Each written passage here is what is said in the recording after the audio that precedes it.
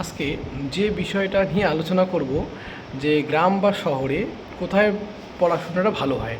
ঠিক আছে, এখনকার দিনে গ্রাম আর শহরে যে ভালো পড়াশোনা পার্থক্য সেটা কিন্তু না।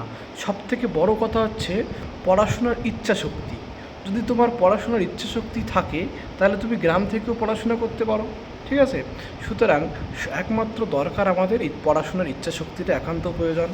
আর সুযোগ সুবিধার কথা বলি, গ্রাম শহরে কিন্তু বর্তমান সুযোগ সুবিধার থেকে অতটা খারাপ বা পিছিয়ে না কিন্তু গ্রাম। ঠিক আছে, সুতরাং গ্রামে কি হয়, তোমাকে প্রথমে হচ্ছে তোমার পড়াশোনার পরিবেশটাকে তৈরি করতে হবে।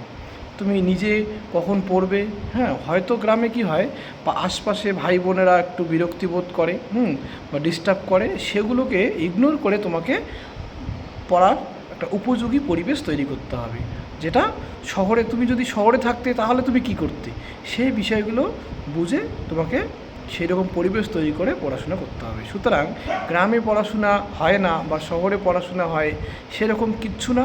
নিজের ইচ্ছাশক্তি একান্ত দরকার এবং পড়াশোনার পরিবেশ তৈরি করার দরকার, তাহলে তুমি গ্রাম থেকেও কিন্তু চাকরি পেতে পারো। ঠিক আছে, ধন্যবাদ।